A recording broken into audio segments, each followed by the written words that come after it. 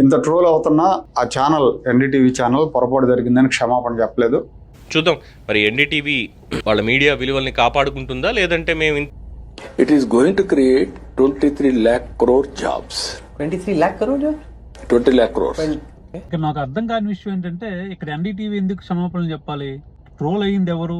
23 లక్షల కోట్ల ఉద్యోగాలు ఇచ్చామని చెప్పింది ఎవరు? పోనీ 23 లక్షల కోట్లు అనేది కాదు. అప్పటికే ఆ యాంకర్ అనేవారు చెప్తున్నారు, అడుగుతున్నారు, ఒకటికి 2 సార్లు అడుగుతున్నారు. అయినా కూడా చంద్రబాబు నాయుడు గారు వెరీ కాన్ఫిడెంట్గా 23 లక్షల కోట్ల ఉద్యోగాలని చెప్పాడు. 23 లక్షల కోట్లు కాకపోయినా 23 లక్షల ఉద్యోగాలను ఇచ్చాడు ఆయన. ఎవరికి ఇచ్చారు? ఆంధ్రప్రదేశ్ ప్రజలకు ఇచ్చారా లేదంటే విదేశాల్లో ఎవరికైనా ఇచ్చారా?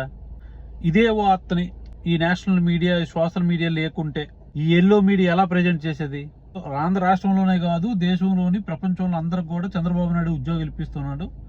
ఇంకా ఆయన చెప్పిన మాటకి జనాభా సరిపోవట్లేదు కాబట్టి ఏలియన్స్ కూడా ఆయన ఇస్తున్నాడు అని అనేవారు లేదా? గతంలో ఈ డబ్బా కొట్టే కదా ఆయన ఏదో విజనరీ లీడర్గా తయారు చేశారు.